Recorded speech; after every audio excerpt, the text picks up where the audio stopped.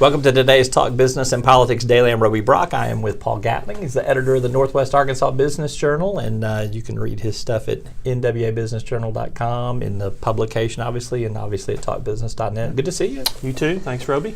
Let's talk about the latest issue of the Northwest Arkansas Business Journal. Focuses on the Fast 15. Tell everybody what the Fast 15 is. The Fast 15, this is the 9th year that the Business Journal has recognized the, we call them the baby set. You think of the 40 under 40.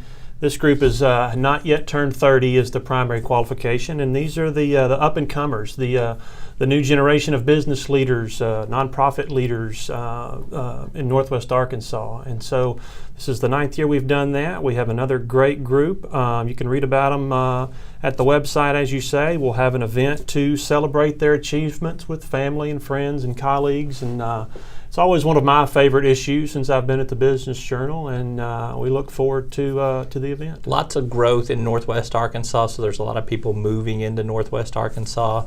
Do you find it difficult to find talent for this under 30 group here? Does it just get stronger every year? What do you kind of see in that? Not at all. As I told someone, and as part of my reporting after the fact, the Northwest Arkansas Business Journal fishbowl doesn't take a back seat to any area. I mean, granted, it's not Dallas or Chicago, but a lot of the nominees and a lot of the honorees do come from the University of Arkansas. But we're finding more and more that some don't have the connection to Arkansas. Some come from Atlanta. Some come here for business in the vendor community and different companies. So we never have a shortage of nominees. The difficult part is finding the honorees, and that's true for most of our recognition programs, and Fast 15 certainly is no different. Yeah. So let's talk about some other things that are happening up in the Northwest Arkansas corner of the state. I'd like to let the rest of the state know that there is a 51st state up here, that Washington and Benton counties has its own statehood practically. What's been driving the most traffic on the website when you look at things ranging from Walmart to real estate deals to healthcare? What are you seeing the most traffic on? Well, Roby, you said it, real estate and development, and what's going over there, and why are those earth movers lined up over here, and they're turning dirt over here, and a couple of examples. Restaurants are becoming a little bit more prevalent on Pleasant Grove Road and Rogers. They're starting to build new restaurants there, not just leasing, but building new restaurants there. New retailers coming also on the Pleasant Grove Road exit in Rogers. So anything really that has to do with development and who's buying what vacant lot and what's going to be there, because as you know, it wasn't that long ago that Bentonville in Benton County was a town that wasn't inhabited by very many people, and now there's about 45,000 people that live in Bentonville. So the development really hasn't happened yet.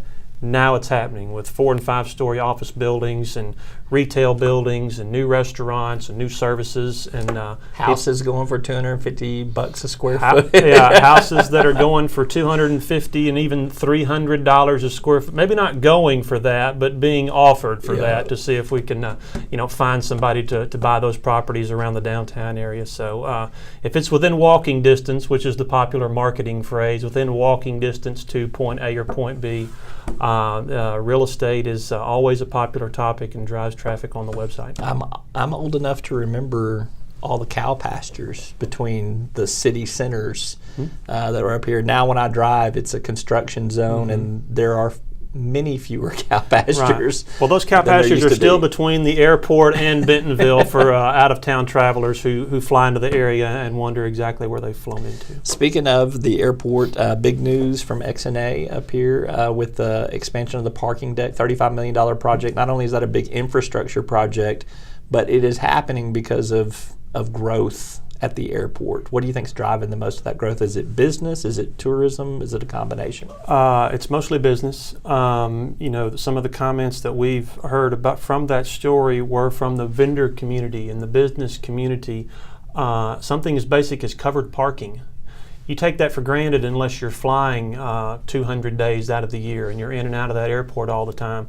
Something as basic as that, and just the added amenity of being able to leave your car parked in a covered space for 3 or 4 days. It's really, like the hotel industry. There's the ownership turnover of Bentonville hotels is pretty popular, and they're building new hotels in Fayetteville and Bentonville. So much like the business community, the vendor community is driving that. It's also a big reason why they're sinking a pretty substantial amount of money into a big, nice new 4-deck parking garage.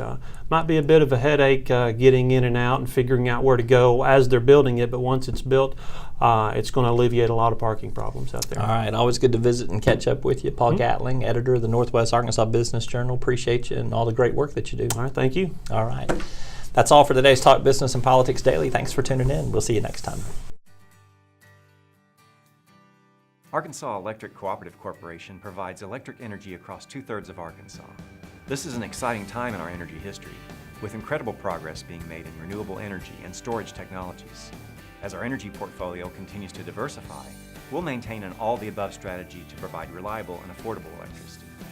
Ever since the first light bulbs were placed in our members' homes, the electric cooperatives have been the solutions provider for our members, and we want to continue that well into the future. Each day, the promise of our nation begins again. Arkansas and America, moving forward. I help make that promise a reality.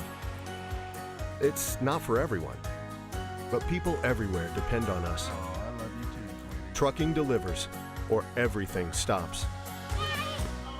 And that's what drives me.